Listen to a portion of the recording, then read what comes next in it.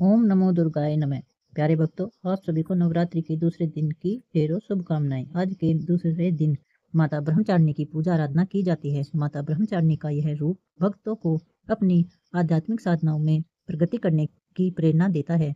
तो चलिए आज चैत्र नवरात्रि के दूसरे दिन माता ब्रह्मचारिणी की पौराणिक कथा का श्रवण करते हैं। माता के नाम से ही विधि हो रहा है और ब्रह्मा का अर्थ है तपस्या और चारणी यानी जो आचरण करने वाली स्त्री है। देवी दुर्गा का यह दूसरा स्वरूप तपस्या के पवित्र आचरण को दर्शाता है, जो कि हम सभी मनुष्यों के लिए अत्यंत आवश्यक है। माता ब्रह्मचारिणी श्वेत रंग के वस्त्र धारण करती है। उनके दाएं हाथ में जपमाला और बाएं हाथ में कमंडलू सुशोभित रहता है। वे भले ही श्वेत रंग के वस्त्र धारण करती हैं, लेकिन उनका प्रिय रंग लाल है, जो शुभता, दिव्यता और मंगल होता है।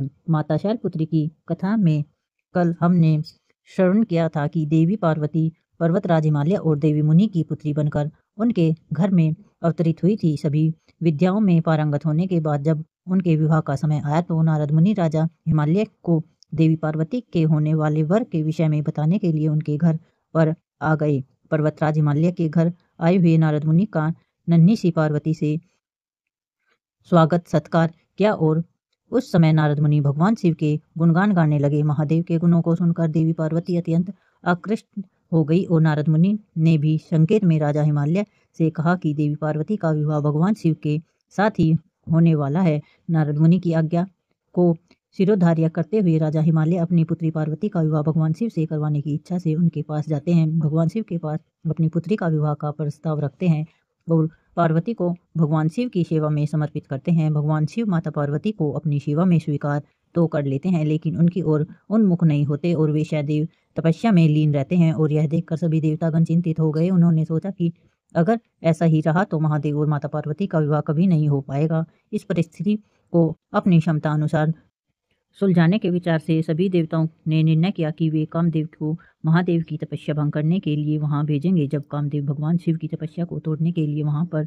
आ पहुंचे तब उन्होंने बसंत ऋतु का निर्माण किया और अपने विभिन्न बाणों द्वारा भगवान शिव की तपस्या को भंग करने का प्रयास करने लगे। लेकिन भोलेनाथ ने इस बात से क्रोधित होकर कामदेव को ही भस्म कर दिया।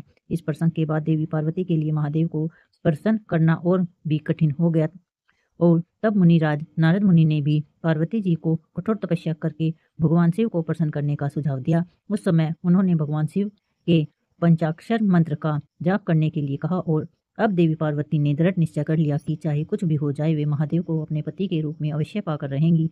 अपने माता पिता की आज्ञा को शिरोधार्य करने और उनके आशीर्वाद लेकर अपनी दो सखियों जया और विजया के साथ देवी पार्वती गंगा नदी के उद्गम स्थल यानी गंगोत्री तीर्थ की ओर अग्रसर हो गई। वहां जाकर उन्होंने घोर तपस्या का आरंभ किया। एक रमणीय वन में देवी पार्वती ने एक वेदी के ऊपर बैठकर ऐसी विषय तपस्या आरंभ की कि जो बड़े बड़े ऋषि मुनियों के लिए भी दुष्कर थी। ग्रीष्म ऋतु में वे अग्नि का गोला बनाकर दिन रात उसके बीच में बैठकर पंचाक्षर मंत्र का जाप करती। वर्षा ऋतु में देवी पार्वती किसी चट्टान पर बैठकर मूसलाधार वर्षा में भीगती हुई पंचाक्षर मंत्र का जाप करते और शीतकाल में निराकार रहते हुए अत्यंत ठंडे पानी में खड़े रहकर किसी बर्फीली चट्टान पर बैठकर तपस्या करती रहती। इस प्रकार उन्होंने प्रचंड आंधी, कड़ा केदार सर्दी, मूसलाधार वर्षा, भीषण गर्मी का भी सामना किया, लेकिन उनका मनोबल थोड़ा सा भी कम नहीं हुआ। सिर्फ फलाहार करती तो कभी केवल पत्तों का सेवन करती। अपनी तपस्या को और कठिन बनाते हुए उन्होंने पत्तों का सेवन करना भी छोड़ दिया, इसलिए उनका एक नाम पड़ा अपर्णा। इस प्रकार दुष्कर्म तपस्या करते हुए उन्हें 3000 वर्ष बीत गए। उनके इस निष्ठावान और अकल्पनीय तपस्या करने के कारण उनका नाम ब्रह्मचारिणी पड़ा। और आज चैत्र नवरात्रि के दूसरे दिन माता पार्वती के इसी रूप यानी कि माँ ब्रह्मचारिणी की पूजा आराधना की जाती है। माता ब्रह्मा को वट वृक्ष यानी बरगद के पेड़ का पुष्प अत्यंत प्रिय है। वह आप उन्हें आज के दिन अर्पित कर सकते हैं। उनकी पूजा अर्चना में गुड़हल और फिर लाल रंग के पुष्पों का भी प्रयोग किया जाता है। उन्हें भोग लगाने के लिए सफेद रंग के खाद्य पदार्थ अर्पित किए जा सकते हैं। आज के दिन माता की पूजा आराधना करके अपने परिवार की सुख समृद्धि और स्वास्थ्य की कामना कर सकते हैं।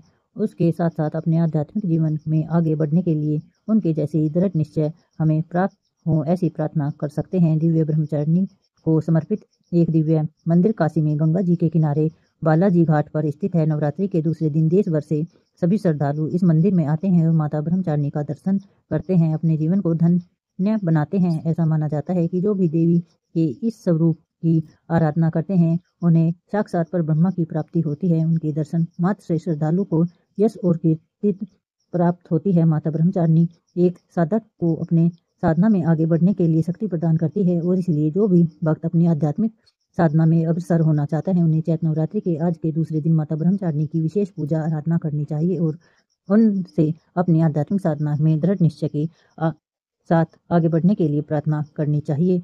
तो यह थी चैत्र नवरात्रि के दूसरे दिन की संपूर्ण कथा। बोलिए जय माता दी।